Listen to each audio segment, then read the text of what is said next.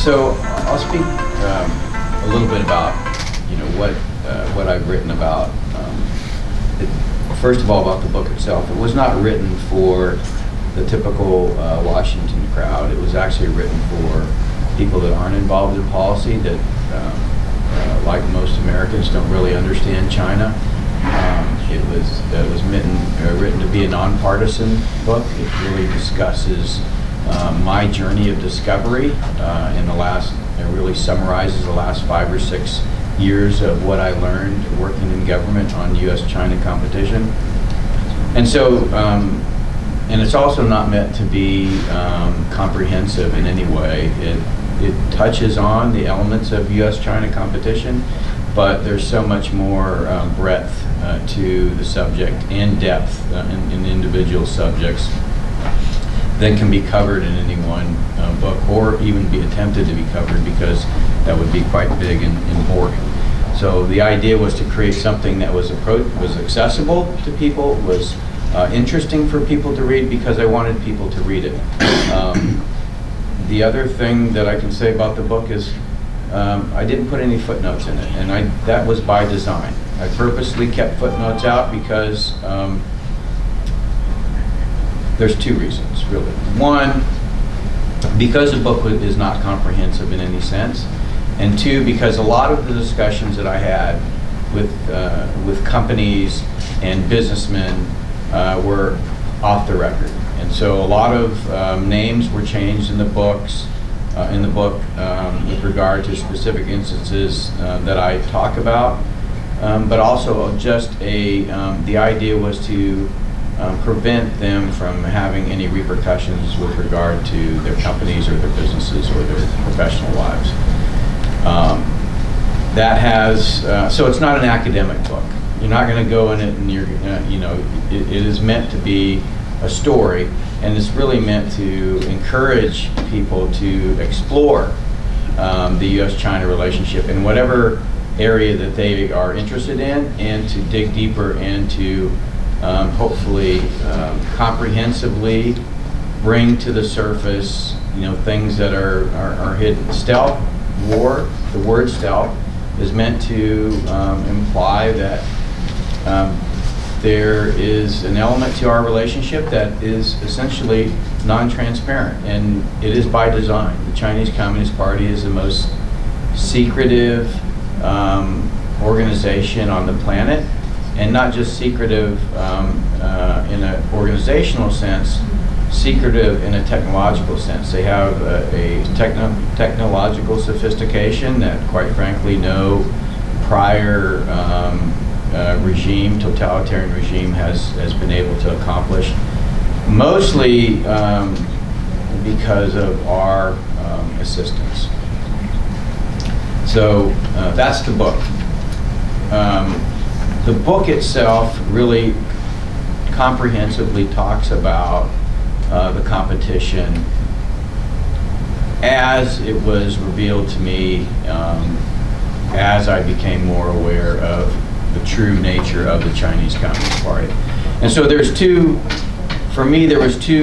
awakenings. The first awakening happened in 2002, in the summer of 2002, when me and my family first got to China for my 2-year Olmsted program tour as a scholar in Shanghai. I was at the Tongji University studying MBA courses in Chinese, and really the program was not about the MBA program. It was really about getting to know the Chinese people, the language, the culture, the history, and because I traveled all over the country, the geography,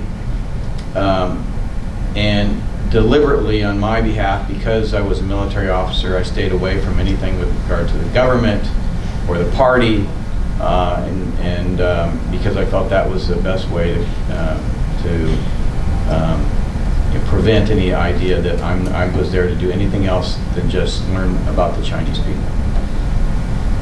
And so my first awakening is that America really doesn't know anything about China or the Chinese people. And the way that I explain this, the easiest way to explain this is, the first time I go to have a meal in China, and I asked for the check, and the check comes and there's no fortune cookie on the bill, then I'm like, okay, where's my fortune cookie? And of course, the people that are serving me look at me like, what are you talking about? You know, we don't know what that is. And so for the first time I realized fortune cookie is not a Chinese invention. It's actually invented by a Japanese guy in San Francisco. And so, you know, that's my first awakening that, okay, I really don't know about China. But, you know, for 2 years, I got to know, I was very good at the language. I got to know the people and the culture quite well. And the thing that was consistent throughout this, throughout this 2 years was the idea told to me many times by colleagues, by friends, by random people, that the Chinese people could not handle democracy. That you know, if there was democracy, there would be chaos in China because the Chinese people are incapable of embracing democracy like other cultures and other peoples are. Now, of course, again, I didn't know that fortune cookies didn't come from China. So I didn't have necessarily the right, I think, understanding of China to realize that what I was being told was in fact being programmed into the society.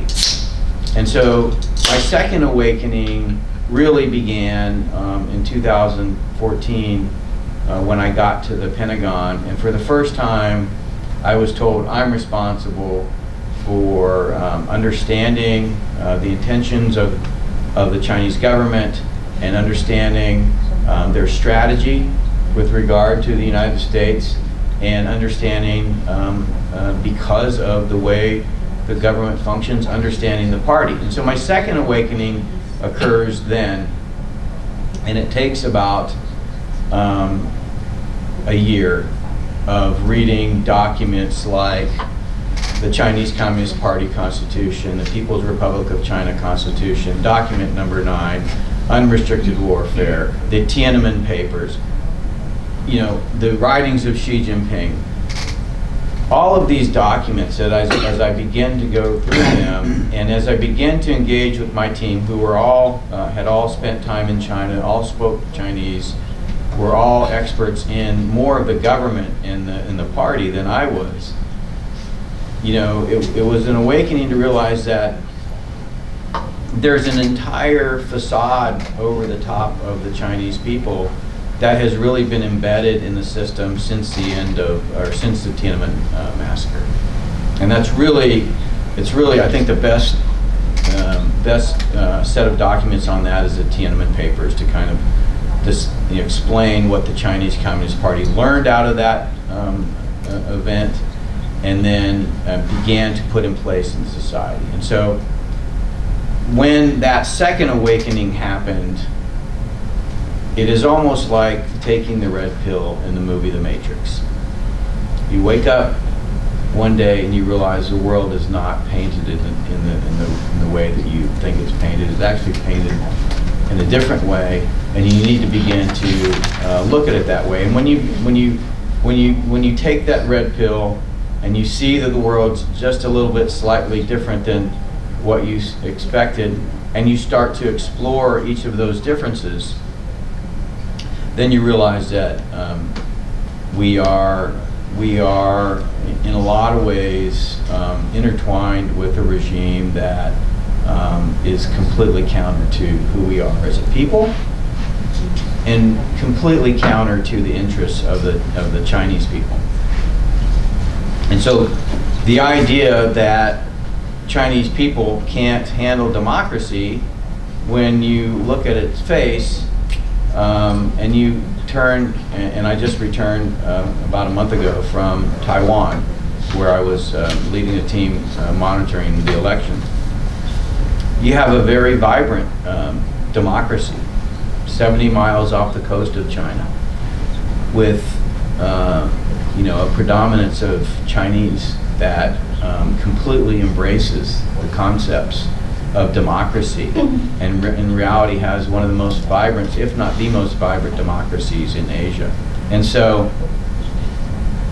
and then when you begin to understand the system that the Chinese Communist Party has put in place, and you realize that the technologies and the business models and the strategies that we built in the West have lent themselves quite well to the modern totalitarian regime. And so the book really explains that process quite well. I encourage people to read it and then give me their feedback on whether or not I met my mission, which was, my goal was to essentially explain what I had learned. In the time I have remaining, I'll just talk briefly about where we're going with this technological competition. If you go back to 2007, introduction of the iPhone, the top 5 in market capitalization in the United States were AT&T, General Electric, Microsoft, ExxonMobil, and Shell. When the phone came out, Steve Ballmer laughed and said, "Who's going to buy this $500 subsidized device? Nobody." What Steve Jobs thinks he's going to do with the iPhone? And in 2009, the United States started building 4G networks. U.S. and Japan kind of tracked along the same line. So now you had the platform, which is a mobile computing device, and the network, the pipe. And when you put those together, what Steve Jobs was doing was essentially changing the global economy. Because in 10 years, we went to Facebook, Amazon, Apple, Netflix, Google. Microsoft is still in there as the top 5 in market cap. And so if you look at Facebook, Amazon, and Google today, the algorithms that they developed for their commercial success are created to influence consumer at the individual level based on their observed habit patterns. Okay? So the Chinese Communist Party sees this and says this is a fantastic model because it fits completely into our design of a systems-based approach to governing our society, which I call Six Sigma fascism, which is really about using the automation of the state to suppress the outliers in society, the nonconformists. We have the system, we have the business use cases to actually bring that about. So credit scores here in the United States become social credit scores in China. And so in 2017, when I'm the defense attaché in Beijing, you could go at that time, you could order your food on WeChat, walk into a restaurant, a camera would pick up your face, do facial recognition. You'd never touch your phone again because the server would greet you by name and hand you your food, right? The transaction was done. This, by the way, as you entered that store, you were entering what is a 5G world, because a 5G world is meant to disaggregate you from the smartphone as a platform and make the network itself become the platform. And when that happens, you can make life very convenient, because rather than taking the phone out of your pocket, as I leave this building and will do, and pushing an app to call an Uber car, you just walk outside the door and you say Uber. The camera picks up your face, does facial recognition, reads your lips, and sends you a car, probably without a driver. You get in. All of that data is captured and aggregated by the apparatus that's providing you that service. Now, what kind of apparatuses do we have providing that service? Well, in the US, we have Facebook, Amazon, and Google. In China, you have Baidu, Alibaba, and Tencent. Okay, so let's set those three aside. I encourage you to read a report called Engineering Global Consent by Samantha Hoffman at the Australian Strategic Policy Institute. That report is really about a big data AI company in China called Global Tone Communication Corporation. They do machine learning for language translation, in 65 languages and collect 2 to 3 petabytes a year of data for that. That company, and oh, by the way, their technology is built into Huawei products. That company is jointly owned by the Ministry of Finance and the propaganda arm of the Chinese Communist Party. That 2 to 3 petabytes of data goes to intelligence collection and goes to influence operations by the Chinese Communist Party. Now, how did Samantha Hoffman know that? Of course, it wasn't on the company's website. They were explaining how proud they were to be, working for the People's Liberation Army and the Chinese Communist Party in their intelligence collections and influence operations. Of course, now, subsequently, a lot of that stuff has been taken down after the report was revealed. If you go back to 2007, or actually 2009, when 4G networks were being built in the United States, AT&T, Verizon, T-Mobile, and Sprint spent $250 billion on building that network. The problem with the telecom industry today is all of the value in the network, which is the data, was taken out by Facebook, Amazon, and Google. And so there is no money to build a 5G network in the United States. At the same time, the Chinese were making 5G a priority for technology developed in China. So, Facebook, Amazon, and Google aren't going to compensate AT&T for building a 4G network upon which their business relies, but the Chinese Communist Party can force Baidu, Alibaba, and Tencent to subsidize Huawei to build the network. Right? So you guys study complex systems. Here we have a technology problem in that you can easily aggregate data. You have a business problem in that the companies that are benefiting from an ecosystem aren't actually incentivized to pay for that ecosystem because they get the data for free either way. And then you got a policy system because spectrum policy and telecom policy is dominated by a dying industry for their own purpose.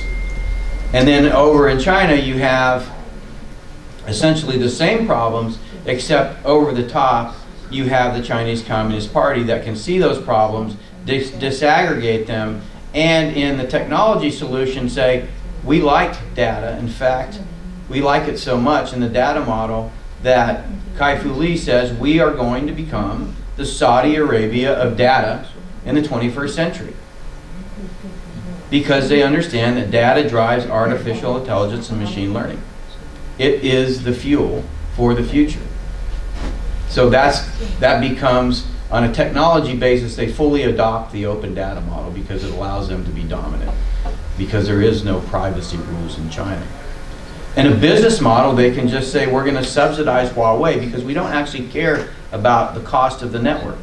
That is inconsequential when you realize that on Singles Day, 11/11 last year, Alibaba earned $38 billion in one day. The value is in the data.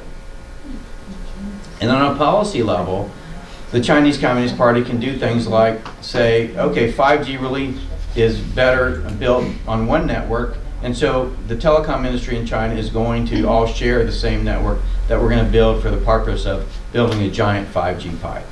So we have now in the international order this belief, this fundamental belief that the Chinese model is better.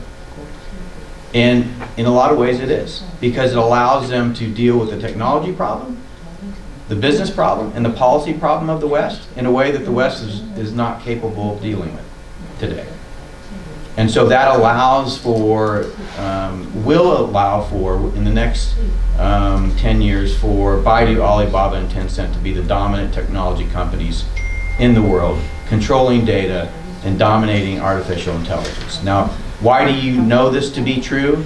Because Facebook, Amazon, and Google, their artificial intelligence research centers are in Beijing. They're not in the US.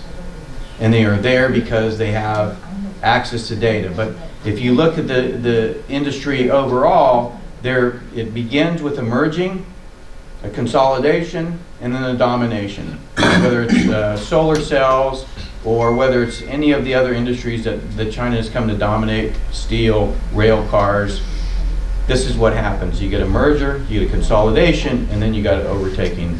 So this is what's going on.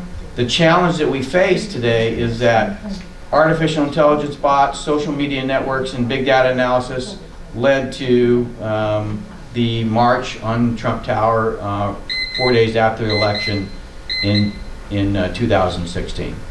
The ability to influence at the individual level is built in, as demonstrated by Facebook, Amazon, and Google, into that fabric. And it's not just staying in China, it's being deployed abroad in the technology and the business models of globalization.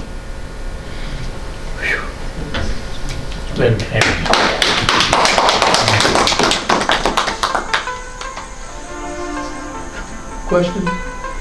What's the name of your book, Robert? It's Stealth War. The name is Stealth War. Stealth War.